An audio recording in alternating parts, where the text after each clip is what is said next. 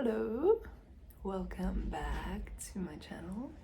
My name is Mia and I'm just here to chat about life. So I've been feeling compelled to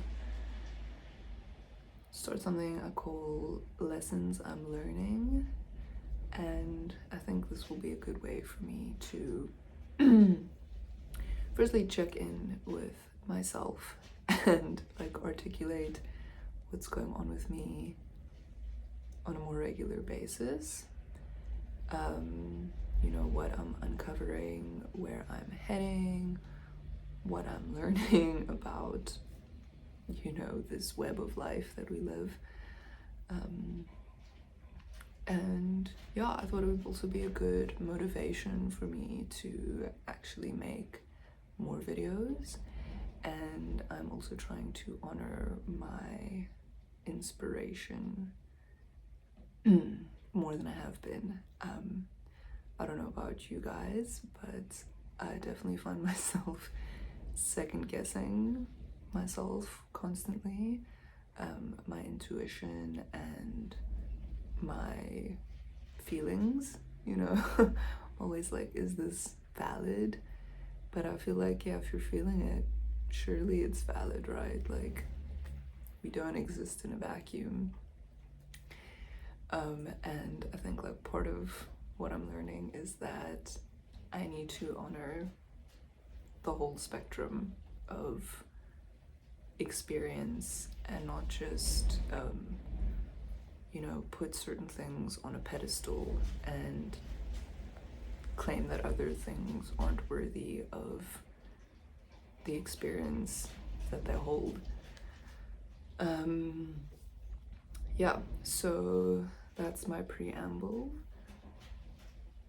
I think one of the major things I wanted to touch on today was what I spoke about in my last video about how I was feeling just kind of perpetually ill at ease, if I could put it that way.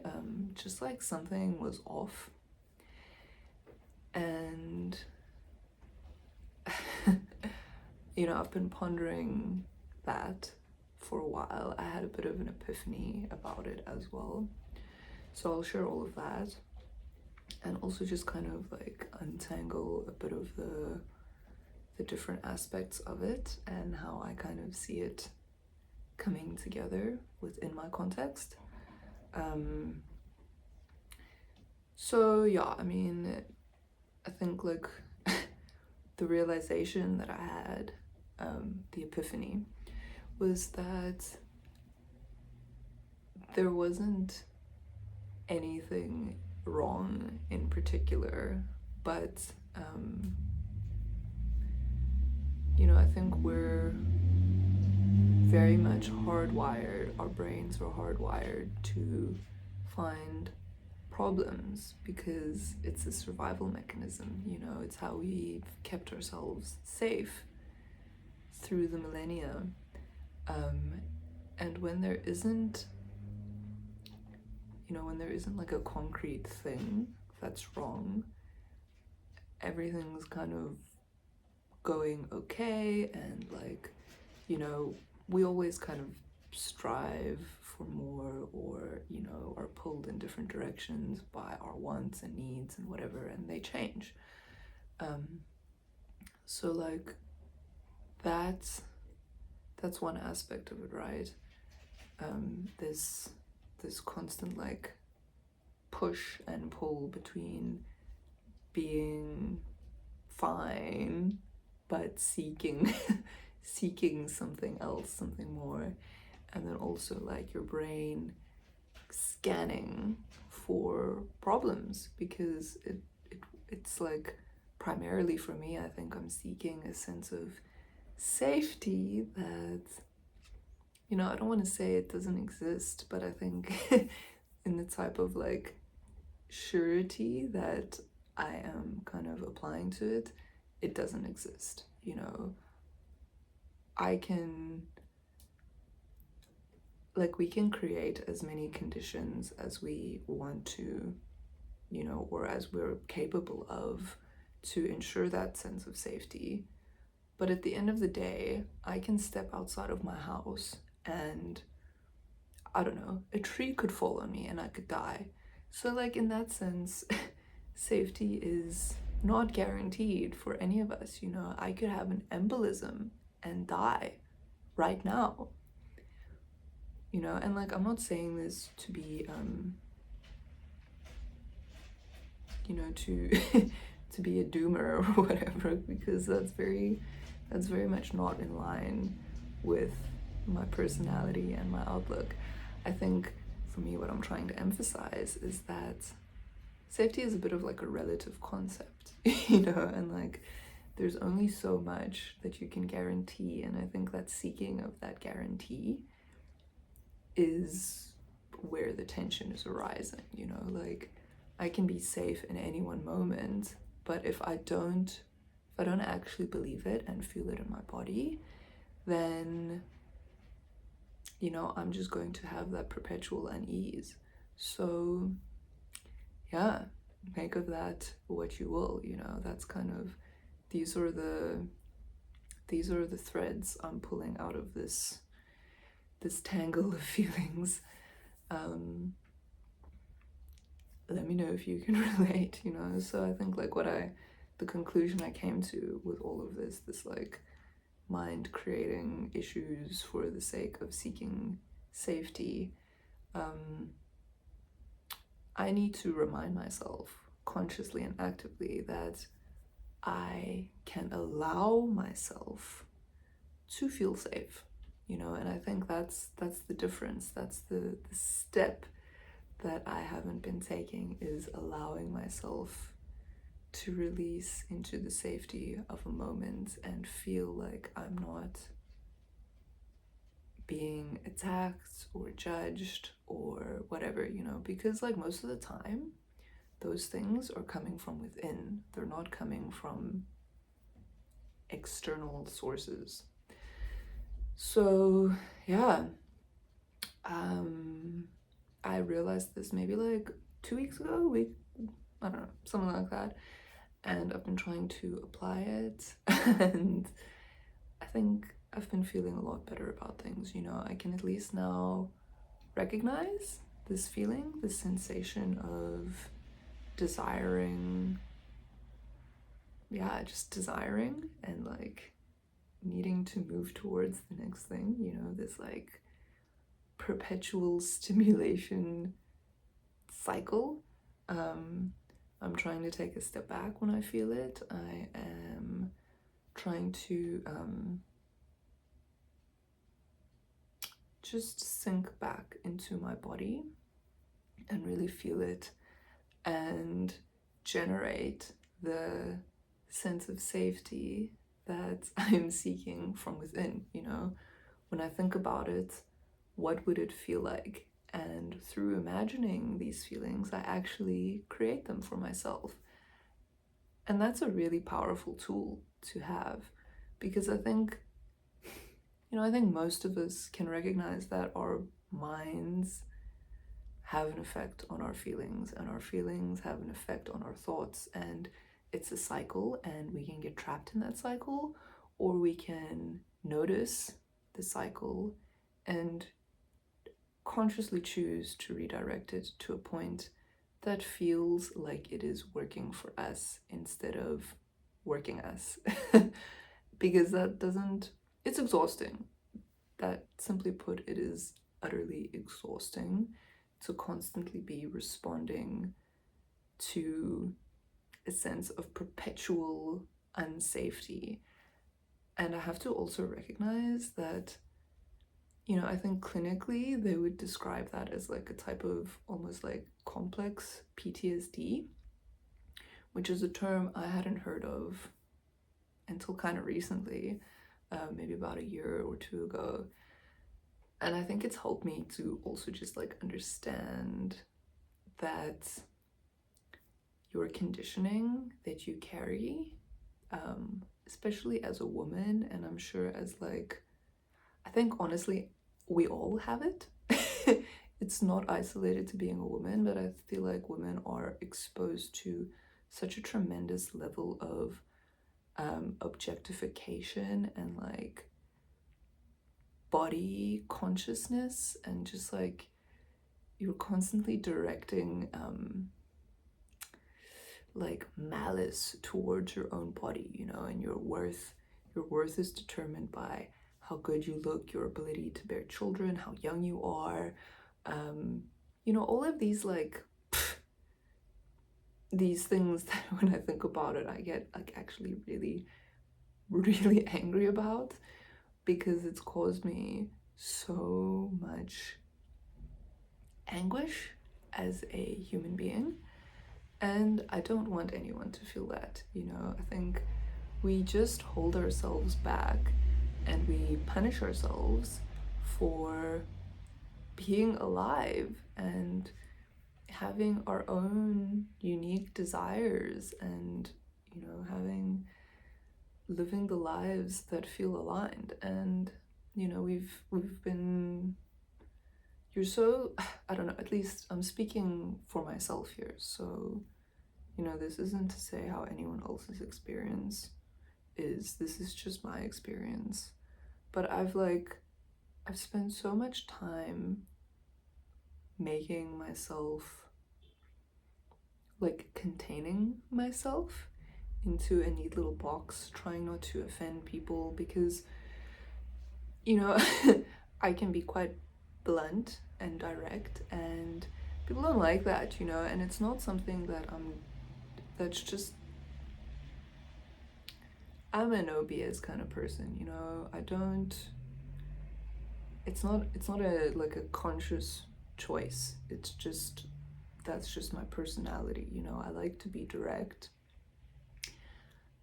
but I also don't like to hurt people, you know. I like, often I find I've hurt people unintentionally through being too like blunt about things, you know. And I have to also recognize that there is a way to be more tactful when you are dealing with a human being and their feelings, you know. Like, I recognize that, and I think like I've been labeled like a bitch, which I think probably all women have at some point in their lives, and it leaves you feeling like you're doing something wrong for being yourself. And that's really dangerous, because it leaves you, you're like antagonizing yourself in a way, or you're turning yourself into the antagonist, instead of like a companion, or I don't know what the alternative is, but like, yeah, whatever. I don't know if this train of thought is going anywhere useful, but you know, maybe you can relate in some regard. Yeah, it's it's not easy to uncondition yourself, and I think that's the space I'm finding myself in, you know. Like, how do I honor myself fully without sacrificing aspects of my personality to make other people comfortable? But at the same time, how do I treat everyone with dignity and respect? Because for me, that's really important. I don't want anyone to feel like they don't have my respect as a human being, because I don't think that's something that needs to be earned. I think that's something, like, all beings deserve respect, in my opinion, for the sake of them existing. You know, we need to honor the existence of things, because if they exist, they belong. That's just how I see it, you know. And it's not always pretty. I may not always like it, or these people, you know, there are plenty of people who cause hurt, and I don't respect their actions, but I respect them as beings, autonomous beings, And I also respect that they have lived lives that aren't, it's not my life. I don't know what they've been through. I don't understand the fears motivating their cruel actions. Because I can tell you this with like quite a strong degree of certainty, that you don't go out into the world causing harm unless you feel like you've been harmed in some way. I think there's something people are trying to prove or protect or validate through their actions, and it's not always conscious, but I don't think anyone is born evil. I think we're shaped by our circumstances, by the things that happen to us, by health conditions. Yeah, again, not sure where I'm going with this, but I think my point is this. I think we all deserve respect, and we need to extend that to ourselves and not just others, So, yeah, I think I am learning to respect myself and to honor my own wisdom, to not put anyone on a pedestal, including myself, to not lower anyone beneath me, because I don't like doing that. I don't want to put myself above others either. I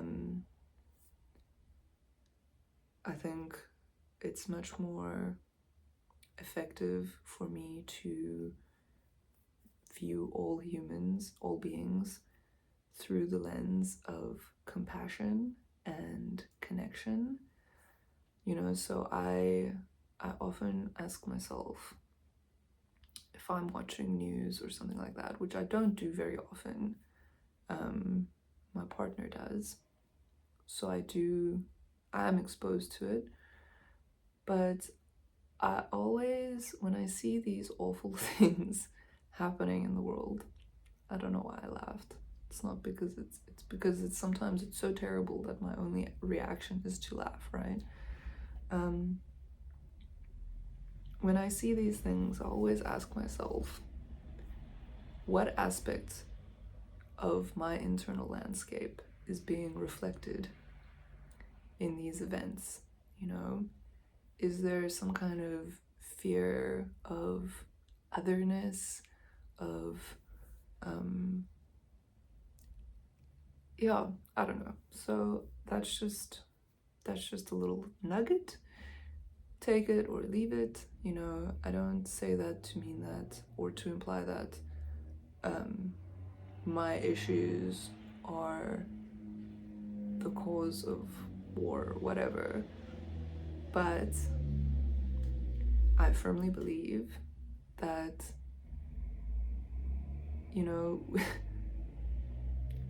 here's another lesson. Okay, so this is part of what I believe in this train of thought. When we're taught to, in a way, see ourselves separately to the world, but I think part of what I was trying to articulate with my previous comment about respecting all beings equally is that we all make up the world, and what the world is our relationship to one another. And to separate myself from that is to kind of imply that I have no complicity or role in what the world is. And that leaves you isolated, and I don't want to feel isolated. I want to actively participate in creating the world that I want, so something that often happens or has happened a few times is you know, I'll be like, you know, why is this way, you know, or like, why can't it be this other way instead? And then my partner will say, oh, well, you know, that's just the way it is and it's never going to change. And I just like, I'm just like, that's so dismissive. And I understand, I understand how things are, and I often understand why they are the way they are in maybe a more basic way than some people do. But I understand that the essence of all of it is human emotions and fears, right? Like, that is what's driving the fucking show right now. And for that to change, I can't expect the world to do all the work if I'm not willing to do the work myself, right? To change that perspective, to understand the context, and to participate in it, you know? Like, nothing will change if we just say, oh, that's the way it is. I don't like the way things are right now, and I think a lot of us don't. And it doesn't have to be this way, you know? So it starts with imagining something else and going for it. So yeah, that's what I'm here for. Take it or leave it. You know, I'm also not here to say that I need to change the world. I'm just working on myself and, you know, trying to make myself a less reactive, fearful person, you know, who acts out of the true depth of my heart with love and compassion instead of being motivated by fear and superficial things, you know? Okay, yeah. I think I'm done for now. I've run out of talking points. Thanks for watching. If you watched, like and subscribe, please, so more people can see this that may find it helpful.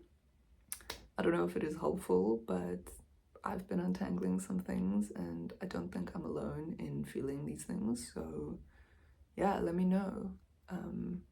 I would love to create some kind of community where, you know, we can come together and discuss better options, you know, better ways of doing things. Just try out different ideas and imagine a world, you know, in a way that serves all of us and doesn't isolate us from each other, and pit us against each other, because that's actually not necessary. You know, if we all decided to work together instead of like fighting over ideologies or resources or whatever, I mean, wouldn't that be nice? Anyway, okay, I'm done. Thank you for watching if you did. I can tell I'm done because my throat is getting all tired. Okay, love you, bye.